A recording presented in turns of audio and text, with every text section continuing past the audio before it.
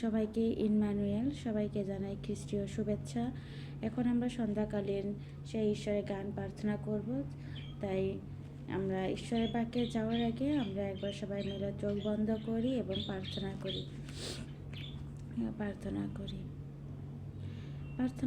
পিতা ঈশ্বর, তুমি আমাদের ভালো রেখেছো, সুস্থ রেখেছো। যিশু তোমাকে ধন্যবাদ দিই পিতা। আমরা পাপী অযোগ্য সন্তান, কিন্তু তুমি আমাদের পাপ অপরাধ সকল ক্ষমা করেছো পিতা।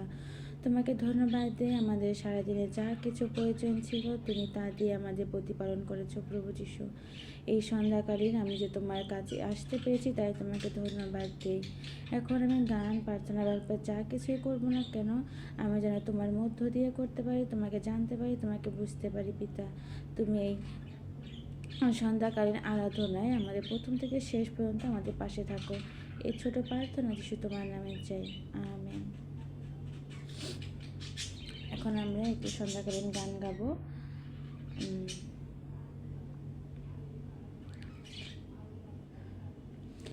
এই সন্ধ্যার বেলায় ডাকি যে তোমায়, প্রভু গো সহায় তুমি থেকো। এই সন্ধ্যা বেলায় ডাকি যে তোমায়, প্রভু গো সহায় তুমি থেকো। কত যে খুঁজি তোমাকে, তৃষিত মনের গহনে। কত যে খুঁজি তোমাকে, তৃষিত মনের গহনে। এই সন্ধ্যা বেলায় ডাকি যে তোমায়, প্রভু গো সহায় তুমি থেকো। আমার হৃদয় গভীরে সিংহাসনটা রয়েছে খালি, হে প্রভু বসিবে তুমি, হে প্রভু বসিবে তুমি। তোমার আদেশ মোতাবেক চলব আমরা সকলে। তোমার আদেশ মোতাবেক চলব আমরা সকলে। তুমি রাজা আমরা প্রজা, করো গো মুক্তি তুমি করো। এই সন্ধ্যা বেলায় ডাকি যে তোমায়, প্রভু গো সহায় তুমি থেকো। এখন আমরা সন্ধ্যাকালীন বাইবেল পাঠে যাব। তো আমরা এখন বাইবেল পাঠ দেখি।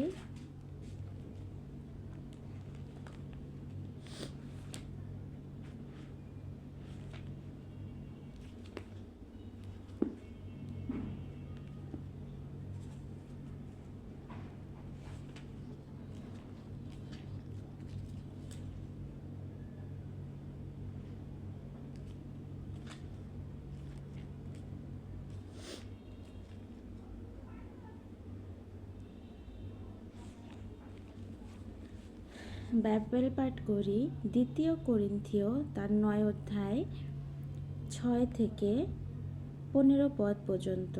উপরে লেখা আছে, দান করবার বিষয়ে উপদেশ।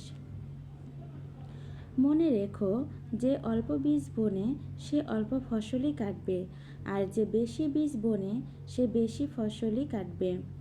প্রত্যেকে মনে মনে যা ঠিক করে রেখেছে সে যেন তাই দেয়, কেউ যেন মনে দুঃখ নিয়ে না দেয় বা দিতে হবে বলে না দেয়, কারণ যে খুশি মনে দেয় ঈশ্বর তাকে ভালোবাসেন।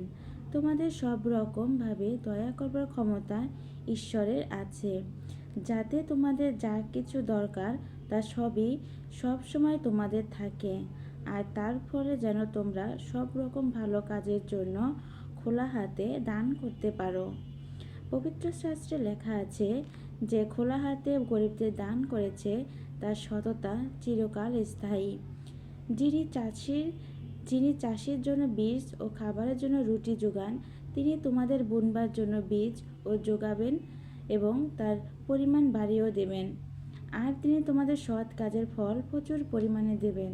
তোমরা সব দিক থেকেই ধনী হবে, যাতে তোমরা খোলা হাতে দান করতে পারো, আর তাতেই আমাদের মধ্য দিয়ে ঈশ্বরকে ধন্যবাদ দেওয়া হবে। তোমাদের এই কাজের ফলে যে কেবল ঈশ্বরের লোকদের অভাব পূরণ হবে তা নয়, ঈশ্বরের প্রতি অনেক লোকের কৃতজ্ঞতাও উপচে পড়বে। তোমরা যে বিশ্বস্ত, তোমাদের এই দান করা তা প্রমাণ করবে, আর তা দেখে তারা ঈশ্বরের গৌরব করবে।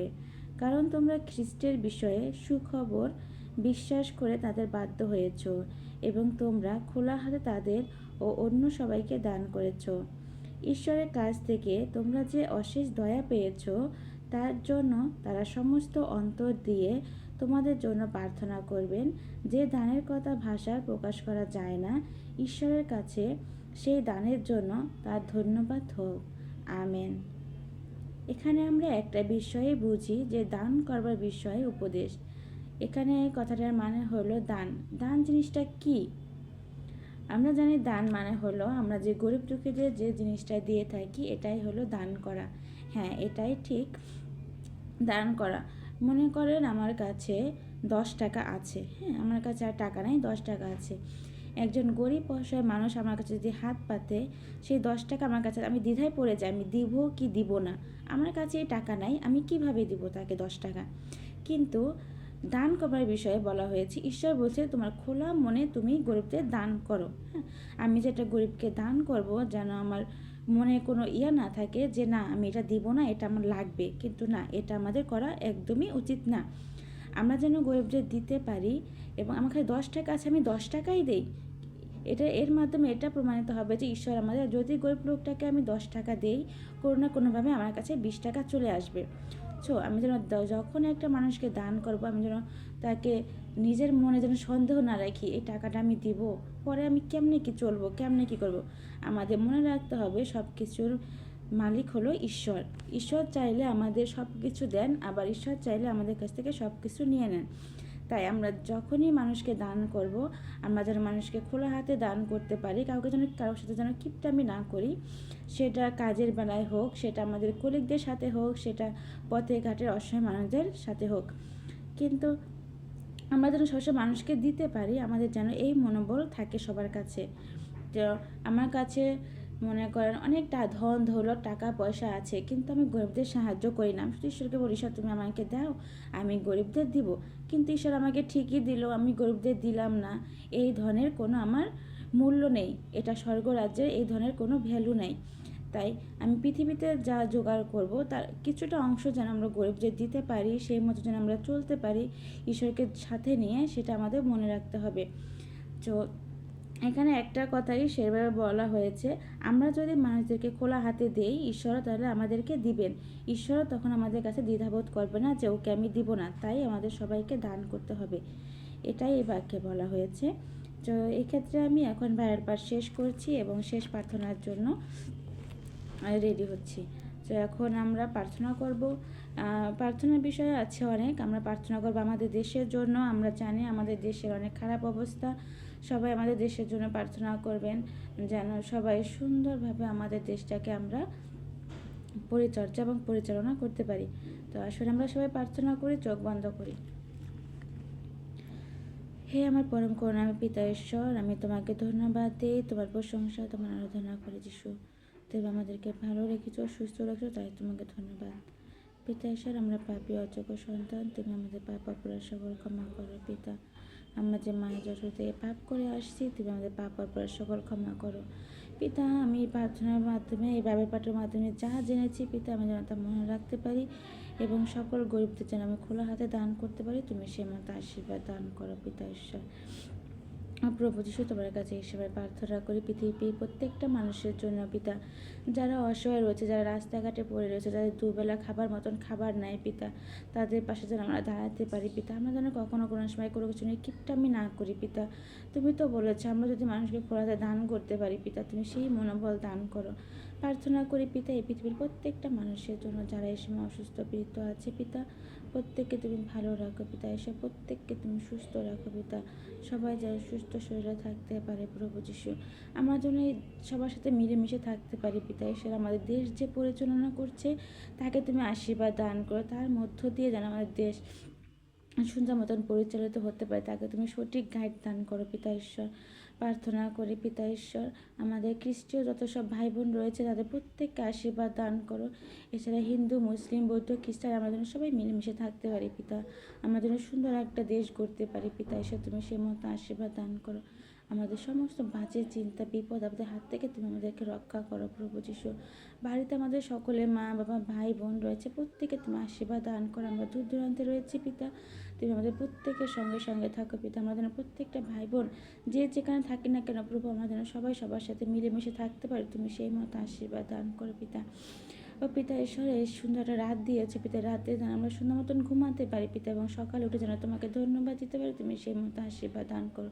এই রাতের ভার তোমার কাছে রাখি পিতা, আমরা বিশ্বাস করি তুমি আমাদের সঙ্গে রয়েছো, তুমি আমাদের পাশে রয়েছো পিতা, তুমি আশীর্বাদ দান করো, আমাদের প্রত্যেকের সাহায্য দান করো, যার যখন যা প্রয়োজন তুমি তা দিয়ে তাদেরকে প্রতিপালন করো পিতা।